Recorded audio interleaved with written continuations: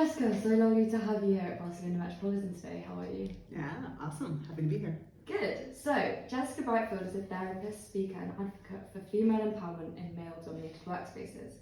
An expert in psychological safety, diversity, and inclusion, she's an adaptability practitioner that has spoken at conferences in 40 countries. Spurred by her own experiences and those of her clients, Jessica has just founded the Unapologetic movement, where she acts as a leadership trainer, helping women to find their voice and stand out in business. So Jessica, why did you start the Unapologetic movement? I was looking at what am I doing with these women? What results am I getting? What is it that I've been doing and what am I passionate about? And I put those together with ChatGPT, which means like pretty much my boyfriend, my marketing guy, and we decided that this is what it's all about. It's if women don't stop apologizing, we're not going to move ahead, because if we keep apologizing for who we are and what we aren't good at, how are we going to compete with men who don't often apologize for not being perfect? So why do you claim that women are better keynote speakers than men? I've been training women for like 10 years, and the way to be good on stage is, drum roll, nobody really knows, they think it's good storytelling. Yes, storytelling is the answer. But storytelling is made up of emotions. And if you can't elicit and evoke emotions in the audience, then the people are just listening with their head, not with their heart. And marketers know that people buy with their heart and with their fear. So those are both emotional. And women have been trained and socialized in every country I've been to be emotional. Whereas men have been trained to not show fear and not show excessive excitement and be more cool. So women know how to tell stories better than men do. And they also have, in general, more empathy. It's kind of like programmed into us when we have babies and before we have babies, because we're socialized to be a social unit where we support each other. Whereas men tend to be more competitive. A huge difference in the socialization of women. Plus, we tend to be a little bit better at listening. That is not a gender thing. It's just socialized where I have been, that men often have the power in the room, almost everywhere I've been. And so women often have to listen more. But get women together and we talk a whole lot more than men. So I think we were born to be on stages and socialized to be up there. So that's a really, really interesting and empowering perspective, actually. So when did you feel apologetic, and has that fueled you to fight for women's empowerment? When I was 11, I had a really huge problem that I was so horrified to be myself, and I got bullied for being too big, and they called me a boy. And when you're that young and you don't feel good in your body, you stop trusting the world.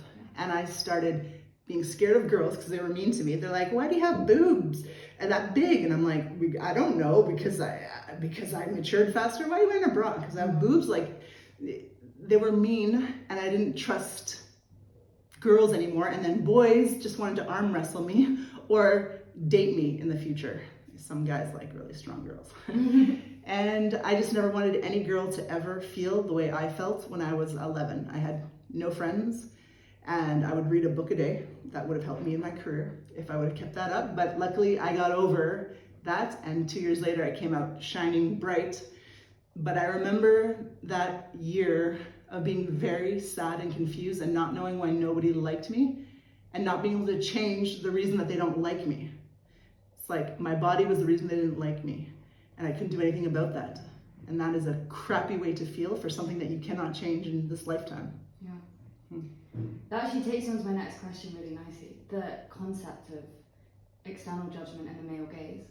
So in your TED Talk, I thought that one comment was particularly striking, which was, what good is a beautiful face in a COVID crisis?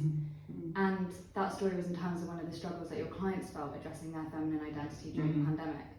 And in fact, your TED Talk made me think of Ruby Kaur's line, I want to apologise to all the women I've called beautiful before I've called them intelligent or brave. And it speaks volumes about the values in women that society prioritises and uses to categorise.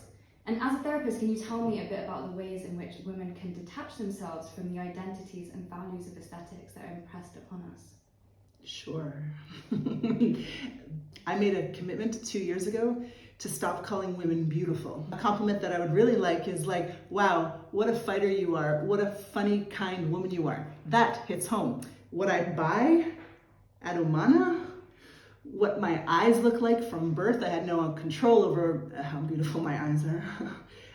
I can't control those things, so they're not really worthwhile compliments. They say when you compliment a child on their drawings, I'm not a mom, but I've heard, you don't say, how beautiful is your picture? Because the kid's like, really? Why? What part? If it's not specific, it doesn't hit home. And so when we call women beautiful, it propagates the whole idea that that's all we're good for. So being beautiful is such a waste of time. Like the amount of time that I thought about going to the gym, I could have probably learned Spanish by now, you know, and that probably would have helped my life and my self-esteem a lot more. Yeah, there's a particular interview with, what's the brilliant actress? Metropolitan, where she talks about the concept, which I think I really resonate as well, how much energy and time women waste thinking about their body and what they look like, energy that could be spent on better, more empowering things, learning, being themselves. Having fun. Your 80-20 technique also struck me as particularly relevant in a time where the discourse around female guilt was growing. Tell me about this method and how you practice it in the everyday. The 80-20. So I love donuts. I'm a Canadian and we eat the most donuts in the world, and every donut has, that was probably vulgar, but it has a hole in the middle of it. And if it doesn't have a hole, it's been stuffed with custard or something delicious, or Nutella, my fave. And we think we're doing okay. I'm a great mother. I'm a great employee. I'm a great wife. I have a great ass. You can't do it all. It's like people in society expect women to like have a full-time job and be a really great mother. Literally, you can't do both. I can hardly cook and clean for myself, and I don't even have children. I don't even know how these women do it. They're superheroes, and they're hard on themselves. And if they're not hard on themselves, their mother-in-laws are, because they're not good enough mothers. It's just a disaster. And so if we, instead of the yin-yang of Buddhism, which is like 50-50, good and bad, I've decided that I don't think I'm like 50% bad. I think I'm like 20% bad. Really bad. Like want to push someone off the side of the metro if they're walking too slowly, gonna hide the cookies from my husband because they're the expensive ones with real butter in them. Like gonna be mean and say things to you when I see a girl something that I'm jealous of. Like I have that dirty, ugly, smelly 20%. And if I pretend I don't have it and I shame other people for showing their other 20%, how is this helping the narrative at all? How is this helping any of us? 2 hours ago, I did not look like this. My hair was not brushed. I did not have this mascara on, and I was not wearing a bra.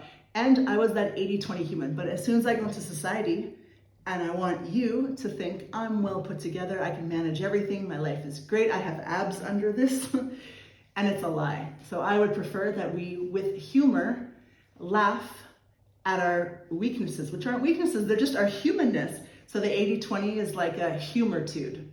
A humor attitude of accepting when we make a mistake, not apologizing for not being 100% perfect. I'm not going to apologize if I do something that isn't wrong just because I'm not enough. I'm going to say, here's what I can actually do.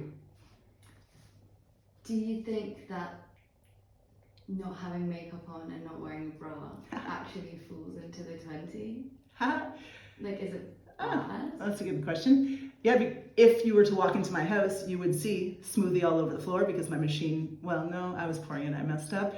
I hate wearing bras and I hate makeup. So yeah, I don't look like the perfect girlfriend. I don't look like the perfect professional that manages my kitchen duties and my professional duties, that these are like, bing, perfect all the time. No, I'm flawed.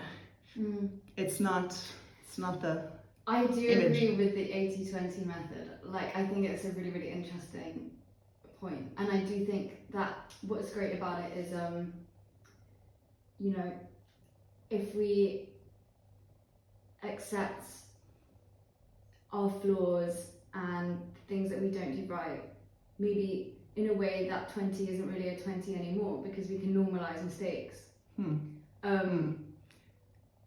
And are they mistakes or flaws? Well, if every human has them. I don't think that not wearing a bra or wearing makeup is a mistake or flaw. But it is about opening up the narrative of what is a flaw in a woman. I think that's really interesting. I like that. I've never thought of it exactly in those words. Open up the narrative of what is a flaw and what is worth apologizing for and what isn't. What isn't a flaw? Right? What society looks at us and says, oh, she didn't do her hair, she's not wearing a bra, she doesn't have her nails done, her boyfriend broke up with her, she must be a disaster, or she is not a suitable, attractive woman for me. And those aren't flaws whatsoever, so why are we apologizing for things that aren't wrong with us? Definitely, and I feel like there's a different guilt that women feel about the kinds of relationships they should be nurturing, like the things that they should be doing right that men don't experience in the same way, because we've been molded to be these people that are just generally more perfect, not just in how we look, but in the way that we treat other people, that I feel like women feel so much more shame for their mistakes than men do. Anyway, let's move on to the next question. That's interesting. As someone from Canada who has travelled to, worked in and spoken in conferences around the world, what made you decide to settle in Barcelona to build up a business within the network of female workers and businesswomen? Barcelona is the place that I thought would be full of people that I could learn from.